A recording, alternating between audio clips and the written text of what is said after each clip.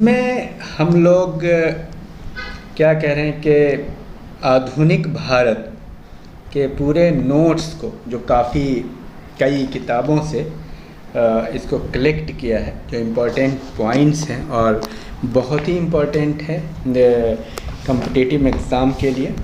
तो और वो चाहे कोई भी एग्ज़ाम, कंपटीशन के पॉइंट ऑफ व्यू से ये बहुत ही बेहतरीन है और साइंटिफिक है, काफ़ी अच्छा है और वर्ड के फॉर्म में है। इसमें सबसे इम्पोर्टेंट चीज़ ये है कि वीडियो तो कई है जो कि वर्ड के फॉर्म में नहीं है, तो स्टूडेंट कहते हैं कि कैसे लिखें, दिक्कत होती है। तो इसलिए इस तरह के नोट्स आपको प्रोवाइड किए जा रहे हैं ताकि आप इसको आप कॉपी में लिख लें एक एक पॉइंट को, उसके बाद आप याद करें। हम बताएंगे, ये सब एग्ज़ाम में आते हैं टॉप टू बॉटम, कोई भी एग्ज़ाम हो, IAS PCS हो, ग्रुप C, आर्मी, पुलिस, सभी एग्ज़ाम में, फॉरेस्ट गार्ड, SSC, B.Ed सब में पूछे जाते हैं। ये कंप्लीट नोट्स है। तो इसको आप लिख लें, लिख करके याद करें। सिर्फ लिखना मकसद नहीं है बल्कि आप उसको याद करें। तो चलिए, यहाँ नोट्स में भारत में यूरोपीय कंपनी का आगमन, भारत में यूरोपीय कंपनियों के आगमन से शुरू करते हैं। आपको पता है 1498 में पुर्तगाली जो यात्री थे वास्को डी गामा भारत में आए थे। वास्को डी गामा आए थे भारत में, ये पुर्तगाली यात्री हैं। एक सेकेंड,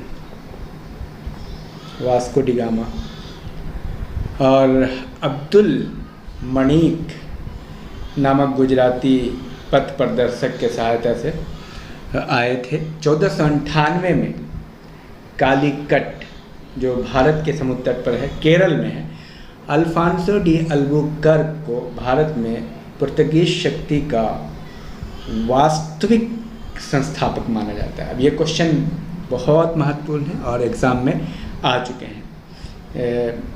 डिफरेंट IAS PCS में भी आए हैं कि वास्तविक संस्थापक कौन है, तो अल्फांसो डी अल्बुकर्क हैं। 1503 ईस्वी में फ्रांसीसी अल्मीडा ने तुर्की, गुजरात, मिस्र की संयुक्त सेना को पराजित कर दीव पर अधिकार किया। एक तो अल्मीडा थे, अल्बुकर्क के बाद जो दीव पर अधिकार किया था 1503 में, इसको आप लिख लेंगे। अल्बुकर्क ने पुर्तगालियों को भारतीय महिलाओं से विवाह करने के लिए प्रोत्साहित किया। किसने किया विवाह करने के लिए, ये एक अलग पॉइंट है, बहुत बेहतरीन पॉइंट है। अल्बुकर्क ने पुर्तगालियों को भारतीय महिलाओं से विवाह करने के लिए प्रोत्साहित किया था। और चूँकि ये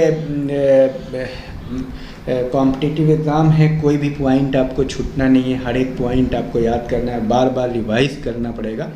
इसके बाद टेस्ट सीरीज़ है, उन सारी चीज़ों को अगर आप कर लेंगे तो आप संपूर्ण हो जाएंगे। पुर्तगाल अधिकृत क्षेत्रों में व्यापार के लिए अकबर को भी एक निःशुल्क कोच प्राप्त करना पड़ा था। पुर्तगाली अपने को सागर स्वामी कहते थे। अकबर से भी निःशुल्क कोच प्राप्त किया था पुर्तगालियों ने, ठीक है, अपने आप को स्वामी, सागर स्वामी कहते थे। तो ये क्वेश्चन बहुत महत्वपूर्ण है। पुर्तगाली अपने आप को क्या कहते थे, सागर स्वामी, और समुंदर के स्वामी। पुर्तगाली राजकुमार हेनरी द नेविगेटर ने लंबी समुद्री यात्राओं को संभव बनाने के लिए दिक्सूचक यंत्र तथा नक्षत्र यंत्र के द्वारा गणनाएं करने वाली तालिकाएं और सारणियों का निर्माण कराया, जिससे समुद्र की लंबी यात्राएं संभव हुई। तो ये बहुत महत्वपूर्ण है। ये कौन थी, Henry the navigator, Henry the navigator, Henry ने द नेविगेटर ने लंबी समुद्री यात्रा को संभव करने के लिए सूचक यंत्र बनवाए थे। भारत में गोथिक स्थापत्य कला पुर्तगालियों की देन है। गोथिक स्थापत्य कला, भारत में प्रथम प्रिंटिंग प्रेस की स्थापना पुर्तगालियों द्वारा 1556 ईस्वी में गोवा में हुई। याद रखिएगा, प्रथम प्रिंटिंग प्रेस। तंबाकू की खेती भी पुर्तगालियों ने ही शुरू की, ध्यान रखिएगा।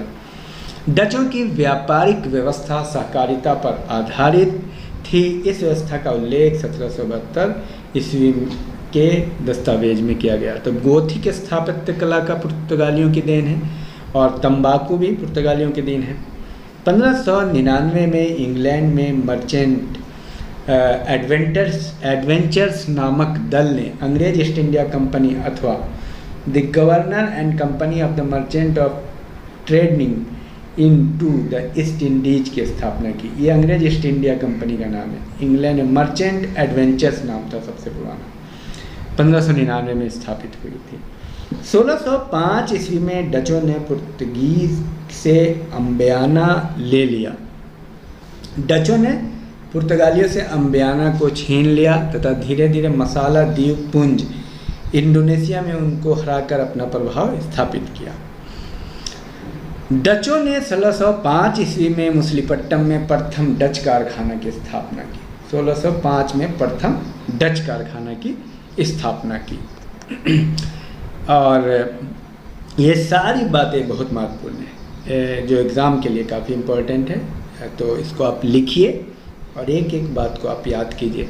डच ईस्ट इंडिया कंपनी का सर्वाधिक लाभ कमाने वाला प्रतिष्ठान सूरत स्थित डच व्यापार निदेशालय था। तो डचों का निदेशालय कहाँ था? सूरत में था।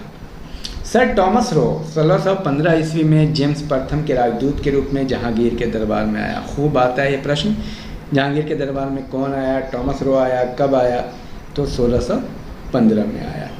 शाहजहां ने पुर्तगालियों से नाराज होकर बंगाल में अंग्रेज़ों को सीमित क्षेत्र में बाजार की अनुमति प्रदान की।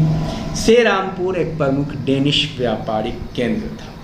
और एक और ख़ास बात मैं इसमें करने वाला हूँ कि अंग्रेजी के जो विद्यार्थी हैं इंग्लिश में जो चाहिए वो हम इसके लास्ट में इंग्लिश में भी एक डिस्प्ले दे देंगे, और इंग्लिश में अगर कोई लिखना चाहते हैं तो उस पॉइंट को नोट कर लेंगे, क्योंकि बहुत सारे विद्यार्थी इंग्लिश के हैं। वैसे तो आपकी इंग्लिश और हिंदी ऐसी होनी चाहिए कि कोई एक दूसरे का बैरियर ना हो।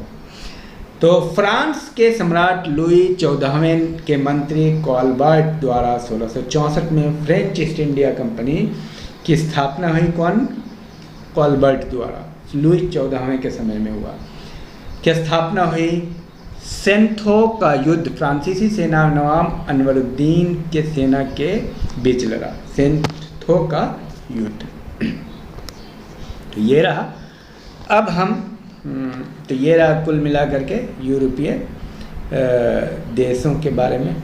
अब हम अब इसमें सवाल ये है कि याद करने का जो आपका तरीका है वो बिल्कुल स्पष्ट, बिल्कुल अच्छा होना चाहिए और एक एक पॉइंट याद कर जाएं। क्वेश्चन यहीं से आते हैं। क्वेश्चन क्या क्या आते हैं भाई? पुर्तगाली यात्री वास्को डी गामा कब आया, किससे मिला, कब आया, कहाँ पे आया, कौन था? अल्फांसो डी अल्बुकर्क भारत का पहला वास्तविक संस्थापक पुर्तगाल में कौन था? अल्मीडा ने किसको हराया?